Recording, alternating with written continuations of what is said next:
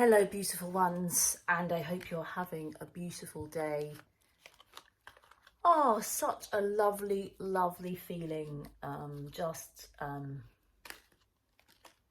moving through that spring equinox energy, a lot of build up, and it's just a very beautiful, peaceful Sunday here, and I'm feeling flow. There's been a huge amount of fiery energy really coursing through me. I feel as though the past kind of 18 months have really been a kind of hermiting energy, and this fire is needed to kind of break through this kind of Easter analogy of springtime, the chick just birthing itself, fighting through that egg. You know, kind of, it takes some oomph, it takes some courage. So it's nice to have a little bit of a rest, like the rest in the contractions of the birth. It's still occurring, it's still here, but there's always a restful, peaceful space that's accessible in the embodied experience of birthing new life through ourselves, through us, through the self.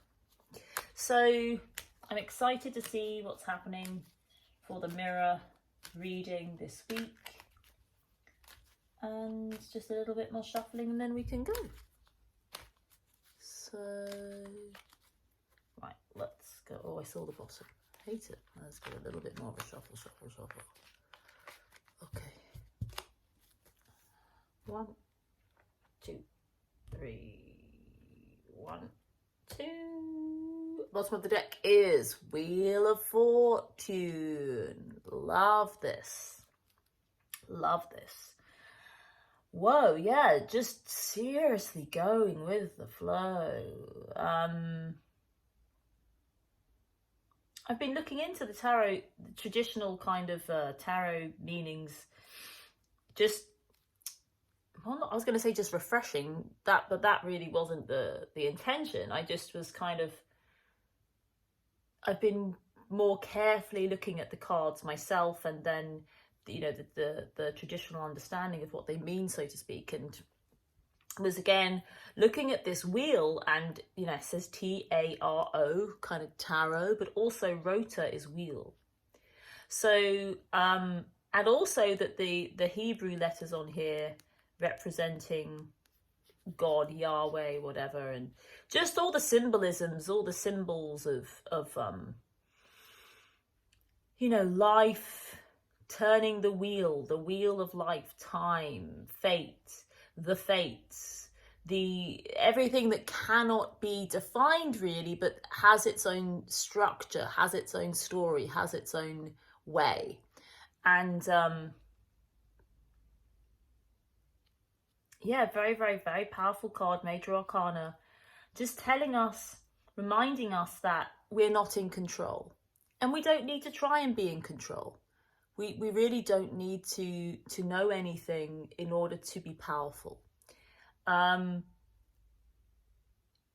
It's knowledge is it's the movement towards knowledge, to allow knowledge to move through us rather to attach to the knowing. In the knowledge, ironically, the only knowing we need to know really is that, in terms of this card, is that there's always a part that we're never going to be able to control. There's always a part of life that we're not going to be able to impact, or we're not going to be able to experience ourselves as powerful within, as in, when I want this to happen, it's going to happen. In Greek mythology, there were gods and goddesses and mortals and the fates. The fates impacted, no matter how awakened you are, powerful you were in the kind of personality of the self, so to speak, in your divinity. The fates were always beyond the self-awareness. So it's this transpersonal beyond the self experience in this Wheel of Fortune of life being greater than the sum of its parts, and that there's always going to be something that's inaccessible to us, and that's really what makes life magical. And that's the core of this relationship, that we access that place, and we really learn in that space, in the unknowing, in the uncontrollable. That's where we learn. So first card for you this week, the Four of Pentacles. Second card for you, the World. Third card for you, Three of... Ooh, stuck. Third card for you, Ace of Pentacles. Fourth card for you, Three of Wands. First card for the Mirror, Three of Swords. Second card for the Mirror, Death. Third card for the Mirror, Five of Swords. Fourth card for the Mirror, King of Cups. That King of Cups energy has been very present. These little cards we will turn over later. Need to just move those over a little bit. Give us a bit of space. That Wheel of Fortune in the middle there, reminding us that everything is... What came to me is reminding us that everything is tarot. So very, very, very interesting there. You start off this week with the Four of Pentacles. So this is really about choosing and being very careful about what you're investing in. Sometimes this Four of Pentacles can seem and can represent kind of stinginess, so to speak, that we're holding on to things and we kind of need to let go, maybe. But it's not really a card of lack. It's a card of it's a card of discernment in terms of what we're investing in the material world. So that is what we're investing our time, our money, our attention. How are we investing that? Being careful, being really careful, being careful on the internet, being careful with your phone, you know, being careful with the people that you're spending time with, being careful with your words even. The I am, being very discerning with what you're speaking, what you're saying, what you're meaning. Yes, being discerning and careful about your investments, what you're choosing to invest in, bringing that to consciousness. The Mirror over here in a very different energy with that Three of Swords. Difficulty. Trapped. The words I'm hearing, they're trapped in their beliefs about love. I really want to say that that's what it feels like. Trapped in their beliefs about love. They're in the storm. They're not in the eye of the storm, whereby we can observe suffering and difficulty and challenge and our thoughts about love and feel that peace in the eye of the storm, maybe in the center of the storm, kind of like that yin yang symbol when we're kind of like in the center. This Three of Swords represents being kind of in the storm, the rain, the clouds, and there's not really much clarity there. It's the grayest, grayest kind of brown card. But notice that beautiful red heart is still there. Yes, it's being pierced by those swords, but that's just the way we're thinking about love. And it's causing a lot of suffering. But there's a huge awakening that comes after that with this Death card. Death, especially alongside this Wheel of Fortune and matching up the World card here. These three cards here, really, really powerfully lining up to say there's transformation, completion, life, turning the wheel, moving us on to the next experience. And it's tricky over there on that Mirror side. You're in this world. This World card is very, very similar to this Death card. They really represent completion for me at the moment. So this World card is about, it's the last card of the major arcana of the tarot. It's very similar, you'll notice, to the Wheel of Fortune, with these kind of four creatures in the corners, representative of different aspects of life.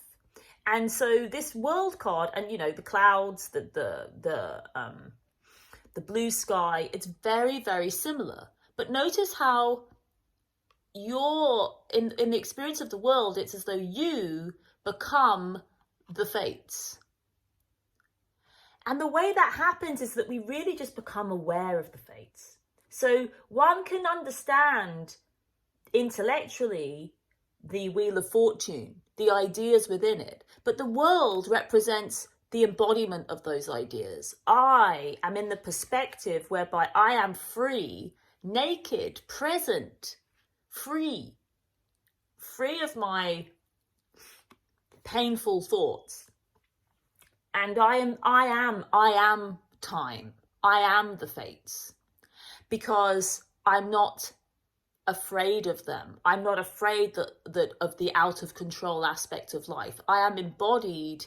I am full. I am whole. All of life is all of me, including the fates.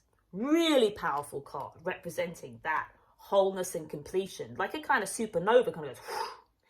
And notice it's really related to this Four of Pentacles. So it's saying when you get very, very clear and decisive and discerning about where you are putting and investing your time, focus, money, attention, everything you can invest, love, then that opens up, it feels like a supernova goes, opens it all up for you, the whole entire world. You become in alignment with the divine. So almost like that Wheel of Fortune kind of represents, you know, what one may call divine will. And then this Ace of Pentacles comes in after that. So it's really about this embodiment in the material world of maybe the spiritual ideals, and that it really gives you agency and power.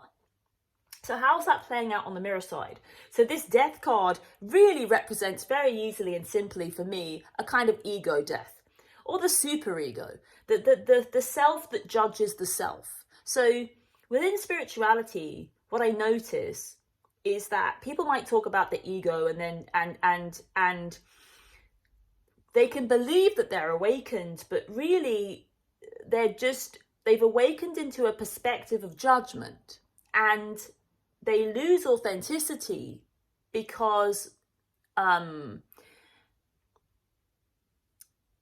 me, authenticity is a felt experience in my body. It's not a judgment. It doesn't come from my mind. It's an intuitive, it's an embodied experience. So what happens is the superego is really the judge, the one that judges the ego.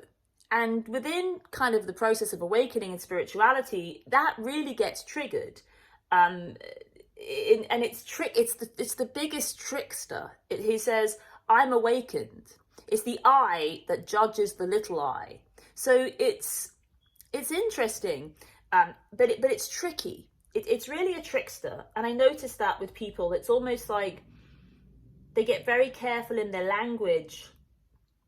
So it's almost like part of this death is saying the one that believes it knows, or is in these stories, that's the one that dies in the death. So it's the superego. It's not just the ego, it's the superego. And the ego isn't a story. It's a perspective. It's a self-oriented. It's the perspective of a self that is disconnected. Well, it's not even disconnected. It's viewing everything through the eyes of the self, and that can be, you know, that can still be present in the process of awakening. It kind of gets triggered actually. So there's this superego that can see, you know, that just kind of goes, oh, that's just, it's a super judger. So it's like the ego. There's a lot of people that might be in what we call ego that are really just kind of like very authentic. I'll be honest, Donald Trump feels like a kind of similar person that's kind of like in ego, but because he doesn't judge himself. So So the superego likes to judge a self that's, maybe there's not that much self-awareness in the ego, right? But and really it's not about circumstances, it's not about personal choices or decisions or opinions or perspectives, it's not about any of that. It's about the how we're experiencing life. So I feel like Donald Trump's a good example of a person that could be like maybe an ego, but it's the superego that judges the ego, whether it's within the self or another, and says, that's wrong. I shouldn't be that way. You shouldn't be that this kind of like, it shouldn't be this way. So, and then kind of believes that's better. And maybe to a certain extent it is, because it's kind of like, okay, so I'm aware. There's more self-awareness here. But when that death card hits, that superego kind of, there's no room for that either. There's no room for judgment. There's no room for the small self. It's liberation out of that into a new perspective. And so it's very, very similar to that World card and that Wheel of Fortune. This is a really, really powerful week. I feel as though it's kind of very now. So whatever now means for you in this moment, this is where this is happening. Feel into this. Feel into that. It's really powerful, these three major arcanas. And then for you personally, really, really bringing in and ushering in a new beginning, new opportunities. This Ace of Pentacles, life is bringing you new opportunities, new perspectives on the material world, a new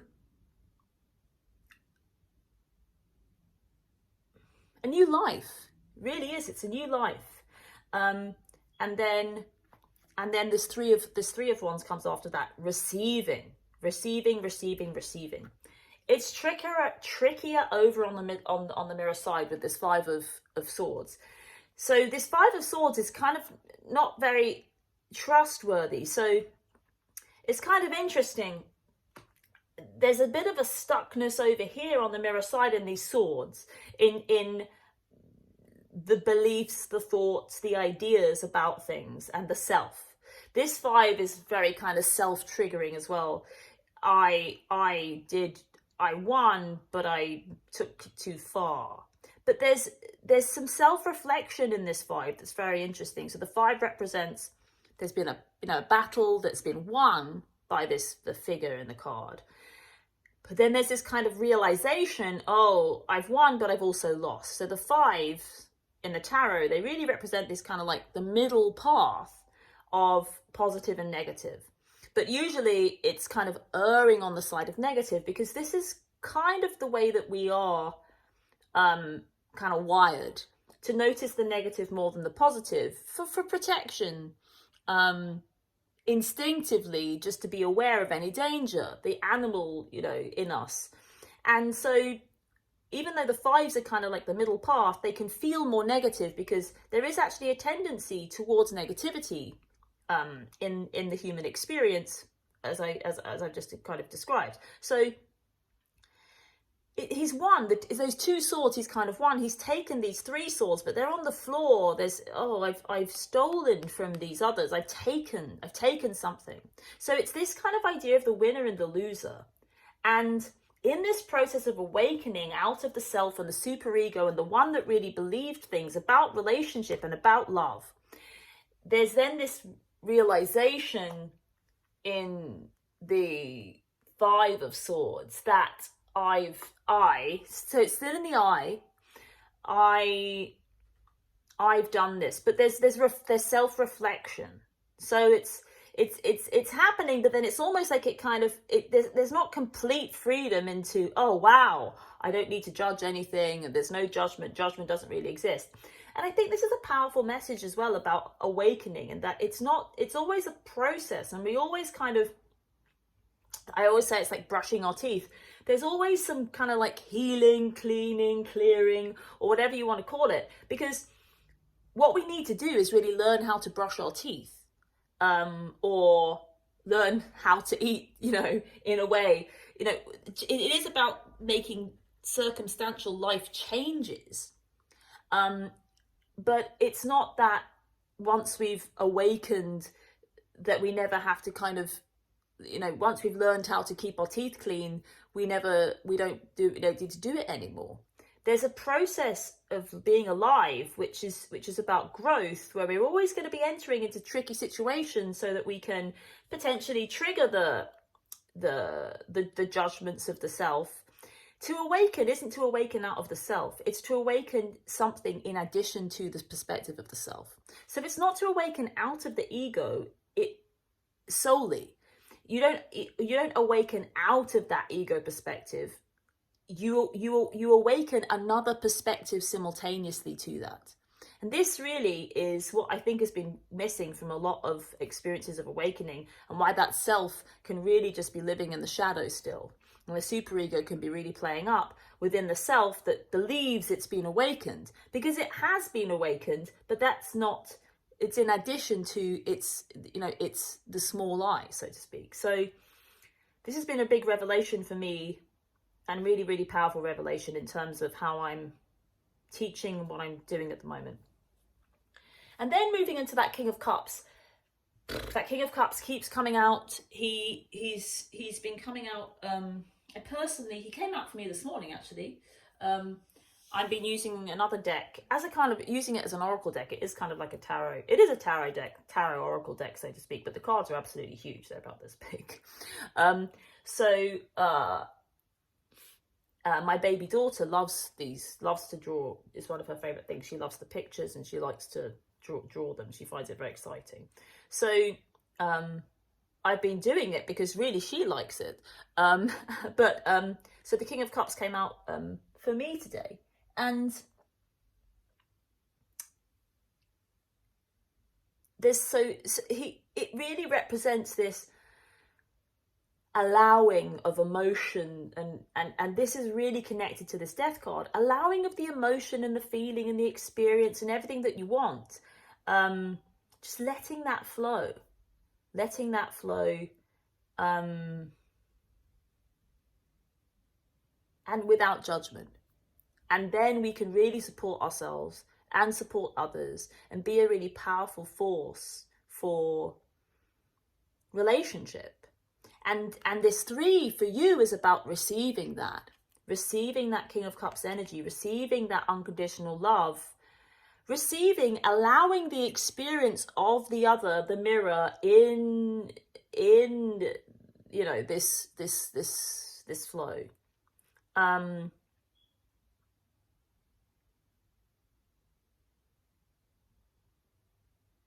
Yes.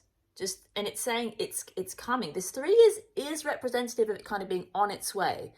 So allow yourself to receive that. But there's something about seeing it. So you know, they say seeing is receiving, seeing is believing. I feel like I want to say seeing is receiving. This is what I'm hearing. Seeing is receiving. So if you can see that, then you can receive it.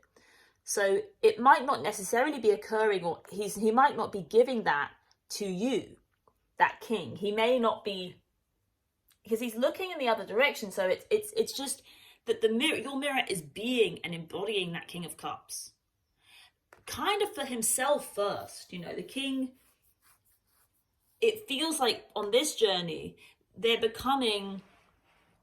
really becoming the King of Cups for themselves, and then you are kind of, yes, it is about you receiving it, but it's about you observing it first, you allowing it, you seeing it, you're kind of just welcoming in it. And for a few people that might be difficult. It might feel like, oh, it's not here, it's not coming, and that 3 is saying it's coming, he's coming, and you're like, well, I don't want to be waiting for him. So it's not about waiting, but it is about kind of potentially looking out over that ocean, knowing that the ship is coming in, and maybe it seems a bit far away, like it's not there for you, but it is there. And that's the first step. Feels very gentle and allowing. The root energy down here is the 8 of Cups. And wow, Judgment. Look at those 4 cards in the middle. This is a really, really powerful week. Really powerful. So just be aware of that. The 8 of Cups representing a journey, a newness, a page turn. Maybe more so for you than for the well, it's that death is a massive page turn. This world is completion. immediately brings in this new Ace of Pentacles. But there's something about being brave here, and a spiritual journey, a pilgrimage, going off in search of your dream. It's led by desire. This 8 is really about making friends with desire. I desire this. The experience of there being more and of there being wholeness. When we're conscious and present and really aware in this 8, we are aware that everything is whole. There are 8 cups and no cups are missing. We're also aware that of the experience of there being something missing simultaneously. And then we can go off and search on a pilgrimage, and wherever we want to go. And this moon represents seeing, things coming to light, awareness, things coming into consciousness. And so it's saying, really be aware of your journey, that the journey is the destination, and that potentially you're going to end up exactly back where you started, because you're not actually seeking something that's lost, but you are seeking to experience more. And that's really what it's about, life, the expansion. And then, judgment's what's drawing you. How that's going to be manifesting is this judgment. Life is calling you. Life is saying, come. This is the judgment day. As I said, I've been really looking into the cards again, and they're very kind of like, in the imagery and the stories that are very traditionally within them. And this is related to, the judgment in the Bible story, where we are, the reckoning kind of thing. Who am I?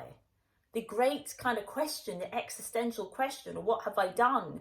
And it's not, that doesn't really resonate, the kind of like, what have I done, and to be, we're going to be judged. But it's more, okay, in relationship is always this, unconditional love relationship is always this kind of card. Who am I in the face of God? Of what is, in this mirror, in love. Who am I in love? Who do I become? And in love, we are called. We are called to more. We are called to more and better. That's what love does. It forces us to see ourselves in the highest possible perspective. And that's really what that call is. The card you bring in is the 2 of Pentacles. So yes, this it actually feels a bit tricky. It's a good card. We've got this Ace of Pentacles and into this 2 of Pentacles. It represents, the bridging of 2 worlds. You being the consciousness that's able to deal with these 2 opposites. The opposite in relationship, maybe, the opposites within you, but becoming the consciousness that's observing that, and being able to kind of be in these perspectives as well. Represents travel again, this travel here, movement, but it feels a bit tricky, that too, because this world and this Ace of Pentacles are really kind of like high vibe, powerful, easy, very, very big energies. This too feels like it just feels a little bit like, this is a bit tricky. And it's just what relationship is. It makes things a bit tricky, but that's kind of the point. That's what we have to do. We're going on this journey. We know all this stuff. There's nowhere to go. I am complete. I am whole. I get it. I'm embodied. I'm welcoming in these new opportunities. I'm receiving. And when I go into this mirror, maybe I get triggered. Maybe I feel like I have to juggle things. I'm having to really, really see, 2 perspectives as one in this relationship. It's challenging. Oh, lovely. Wow, another major arcana, Temperance. So it's kind of saying that probably because of this King of Cups energy, the mirror's having a bit of an easier time of playing with those 2 opposing energies potentially in this cup energy. So it's back and forth, flow between the 2. I'm kind of floating on the water here. I'm this awakening experience. It's here in Death and here in Temperance is kind of, halo, third eye, kind of walking on water, angel wings. We're in a kind of heavenly experience, of balance here. This is a bit more embodied because it's in that material. So it's not about this being better than that at all, because you're in the world. You kind of been there, done that. This too it's always this kind of, back and forth thing. I am learning, or not learning, but this is about the embodiment. So when we become embodied in our awakening, we're really being present in everything. And so this might feel like, oh, this is a kind of smaller energy, or I shouldn't be challenged. It should be easy and flowing. But that's not that. Again, that's the superego that might think that or believe that. This too is what happens when you go to the next, you're beginning again. This ace comes in, moving into the two. Oh gosh, okay, I've got these two perspectives, these two realities, this polarity in life, this duality that I'm playing with and juggling. And yeah, this is tricky. And again, it's about not judging people that are kind of on the journey. It doesn't really matter.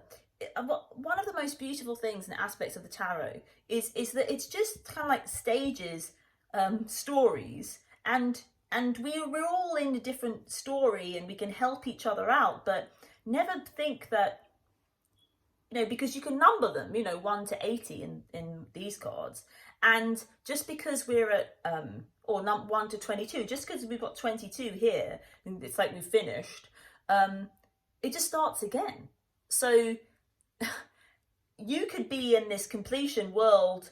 Oh, I was here, 3 years ago, and that self, is helping this current self. But you could meet another person that's in the world, and they're in a slightly different position to you, if that makes sense. And this is what this Wheel of Fortune is about, is that this isn't about time. Yes, there is this time and sequence of things, and it feels like there's growth that's consequential, but there's also just, it doesn't make sense and it's random. Equally, it's difficult to get our heads around, but this is kind of what's going on for you, and this is what this Two of Pentacles really means. And the outcome here is, the Emperor. Look at these major arcanas. Awesome. Oh, and he was right next to the Empress. The Emperor and the Empress were right there at home together in the deck. But the Emperor is the kind of outcome there, and he's saying, wow, this is masculine energy, and this King of Cups is related. It's authority over the self, actually. And this Father God figure, the king, the wise king that will support you, he feels a little bit fierce though. So I feel like there's a little bit of a warning here. Be careful of an authority figure that may try to potentially throw their weight around a little bit with you, but it could also manifest in you. It's just an energy of, I don't read reversals, but when the Emperor can be maybe potentially in his negative state, it can represent control, authoritarianism. So there's a slight touch of that in my feeling here with the Emperor. So it's not like a warning, but it's a little bit of a warning saying, be careful of that Emperor energy, because slightly related to this superego stuff, it's kind of saying, well, I know better. And in the same way as I talked about us all being in different stages of the journey, yes, you might know better in this capacity, but you don't know better in its entirety. Nobody is always the authority.